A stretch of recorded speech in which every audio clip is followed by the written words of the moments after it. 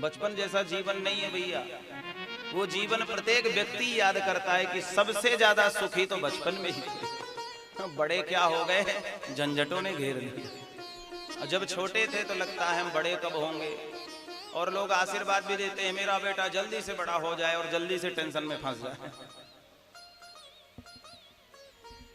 हम तो कहते हैं भगवान छोटे ही बना के रखे तो ठीक है, बड़े भी हो जाए तो मन बचपन जैसा होना चाहिए, स्वभाव बचपन जैसा होना चाहिए।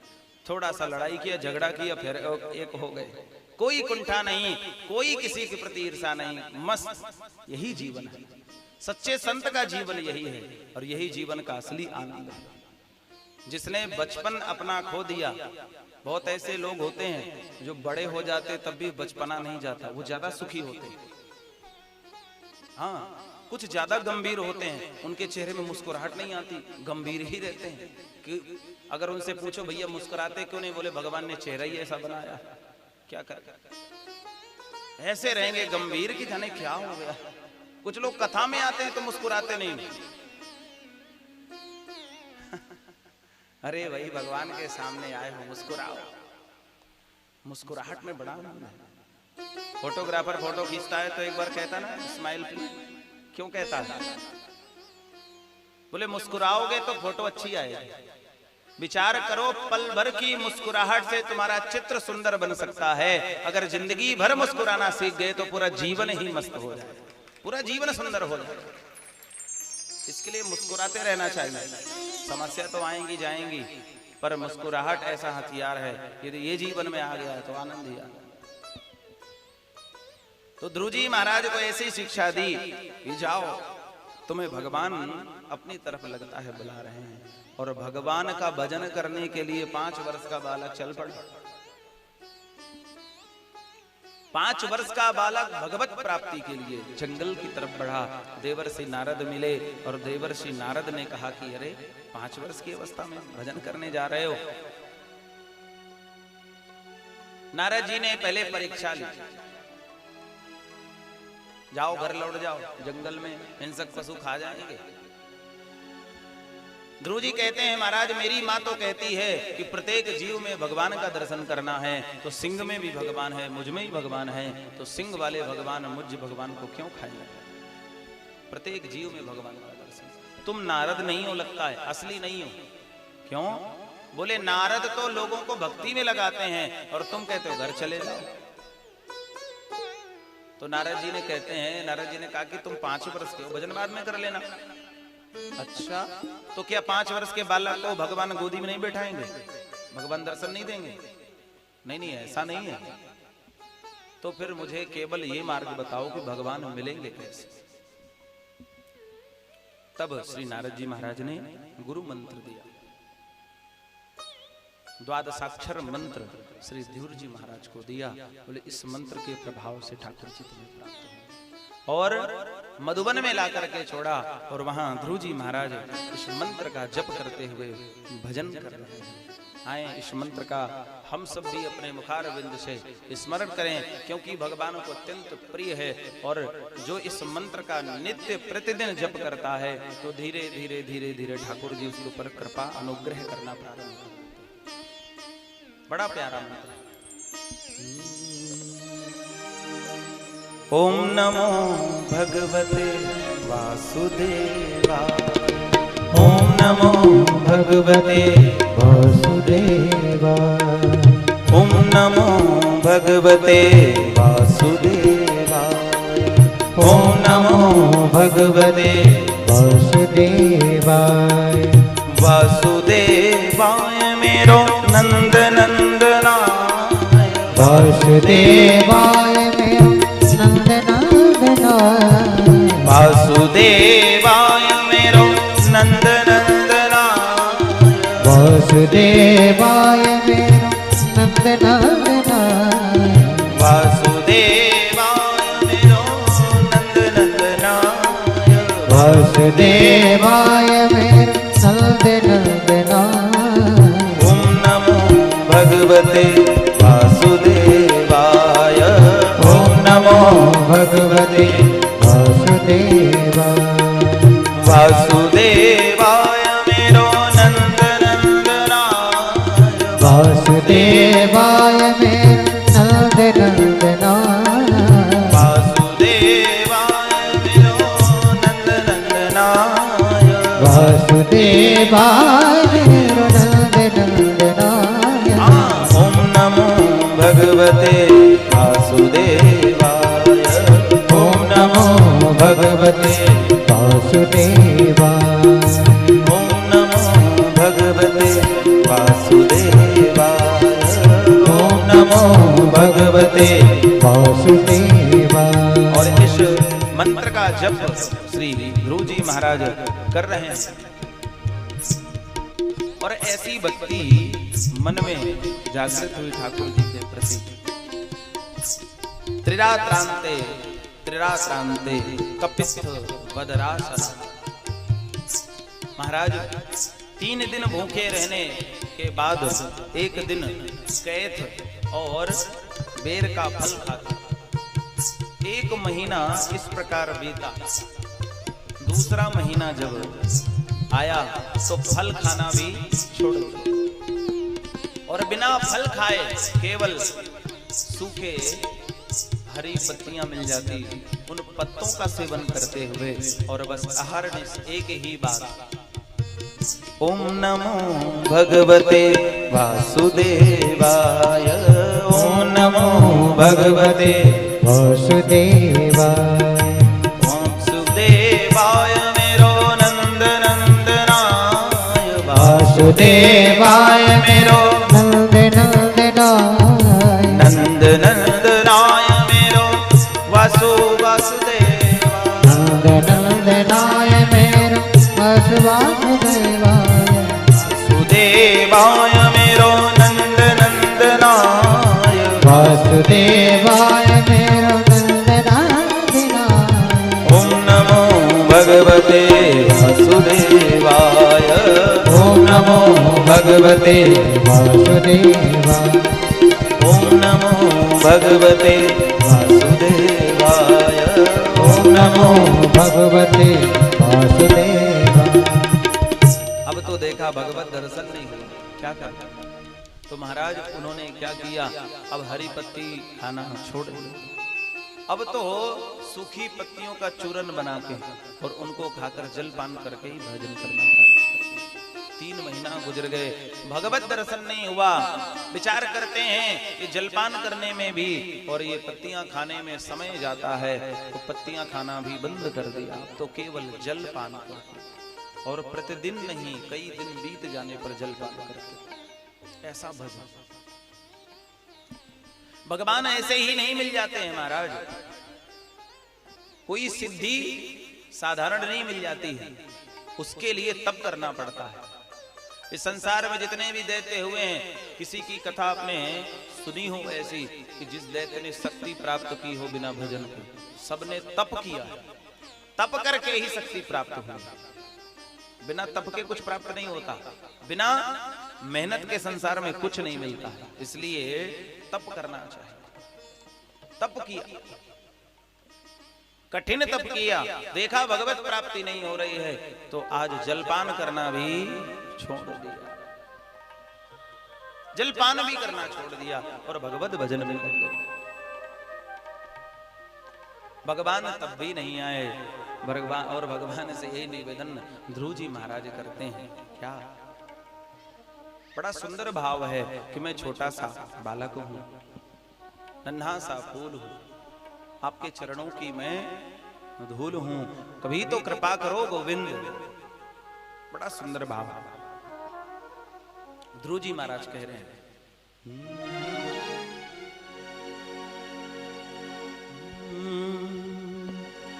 नन्हा सा फूल हूं मैं, चरणों की धूल हूं, नन्हा सा फूल हूं मैं, चरणों की धूल, नन्हा सा फूल हूँ मैं चरणों की धूल हूँ, नन्हा सा फूल हूँ मैं, चरणों की धूल हूँ, नन्हा सा फूल हूँ मैं चरणों की धूल हूँ। आया हूँ मैं तेरे द्वार, प्रभु जी मेरी पूज करो स्वीकार। प्रभु जी मेरी पूजा करो स्वीकार। हरि जी मेरी पूजा करो स्वीकार। हरि जी मेरी पूजा करो स्वीकार। नन्हा सा फूल हूँ मैं, चरणों की धूल हूँ मैं। नन्हा सा फूल हूँ मैं, चरणों की धूल हूँ मैं। आया हूँ मैं तेरे द्वार। हरि जी मेरी पूजा करो स्वीकार। प्रभु जी मोरी पूजा करो स्वीकार। बांके बिहारी लाल की मीठी मीठी तालियों की सेवा करते हुए जय हो।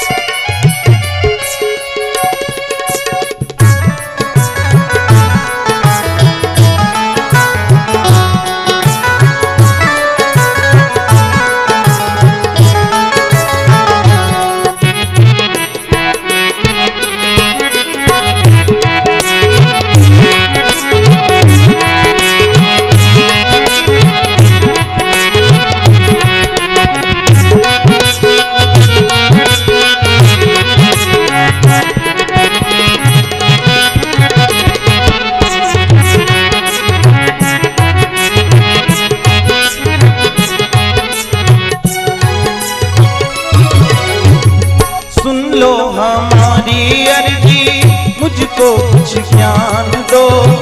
जीवन को जीना सीखूं ऐसा वरदान दो। जीना सीखूं ऐसा वरदान दो। जीवन को जीना सीखूं ऐसा वरदान दो। सुन लो हमारी अर्जी मुझको कुछ ज्ञान दो। जीवन को जीना सीखूं ऐसा वरदान दो। जीवन को जीना सीखूं ऐसा वरदान दो। सूरज सी शान पाऊं, चंदा सा मान पाऊं। सूरज सी शान पाऊं, चंदा सा मान पाऊं।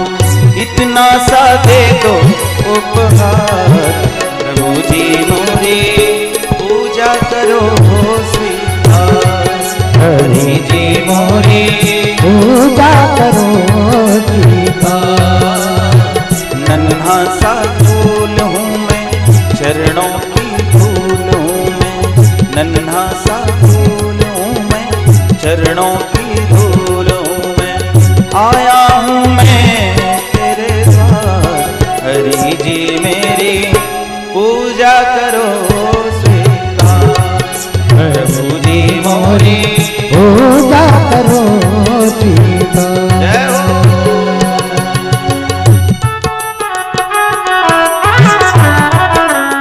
एक बार प्रेम से कहिए श्री राधे।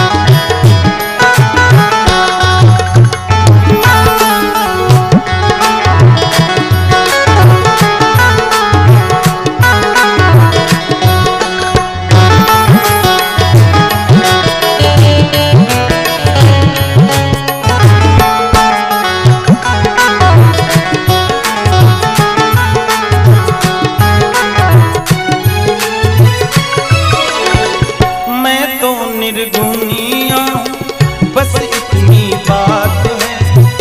मेरे जीवन की डोरी अब तेरे हाथ है। मेरे जीवन की डोरी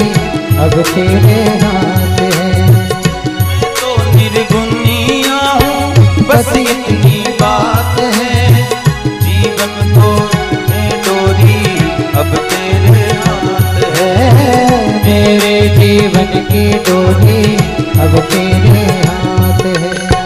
थोड़ा सा गुण मिल जाए निर्धन को धन मिल जाए, थोड़ा सा गुण मिल जाए निर्धन को धन मिल जाए। मानो तुम्हारा उपकार हरि जी मोरे पूजा करो स्वीकार, प्रभु जी मोरे पूजा करो स्वीकार। नन्हा सा फूल हूँ मैं चरणों की धूल हूँ मैं, नन्हा सा फूल हूँ मैं चरणों की धूल हूँ मैं। नन्हा सा फूल हूँ मैं चरणों की धूल हूँ मैं, नन्हा सा फूल हूँ मैं चरणों की धूल हूँ मैं। आया हूँ मैं तो तेरे द्वार हरि जी मोरे पूजा करो स्वीकार। हरि जी मोरे पूजा करो स्वीकार। प्रभु जी मोरे पूजा करो स्वीकार। हरि जी मोरे पूजा करो स्वीकार। पूजा करो स्वीकार। पूजा करो